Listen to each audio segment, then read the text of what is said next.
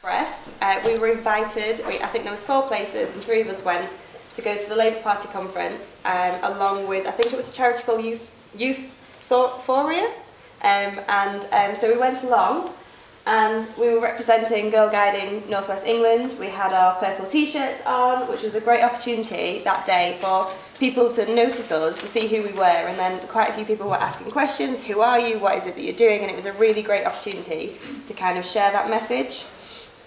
And also, before we went, we had to do the key message training to make sure that if anyone asked us questions, we were saying the right things, so that was a really useful thing to do.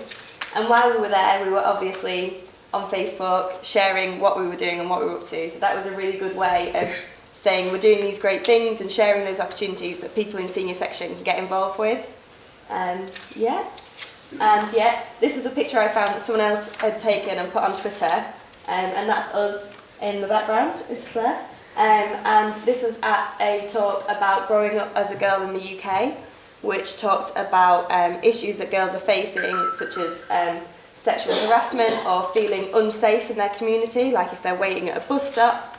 So the 2 girls at the end, one of them is a girl guiding advocate, and both those girls told their stories of their experiences where they felt unsafe in a situation, and it was really great to hear them speaking out about it, and then to know that people are campaigning. And the other ladies there, some of them were MPs, so they were taking away things that those girls were saying and making something happen about it. So that was really, really good to be part of.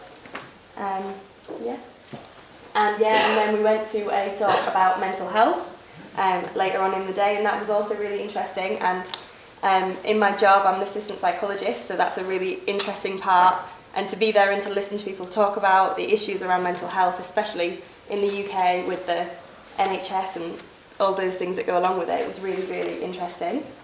And while we were there was a number of stands. So we walked around the conference. There were stands from different charities, there was banks, there was companies who were just sort of up and running and they were giving out freebies.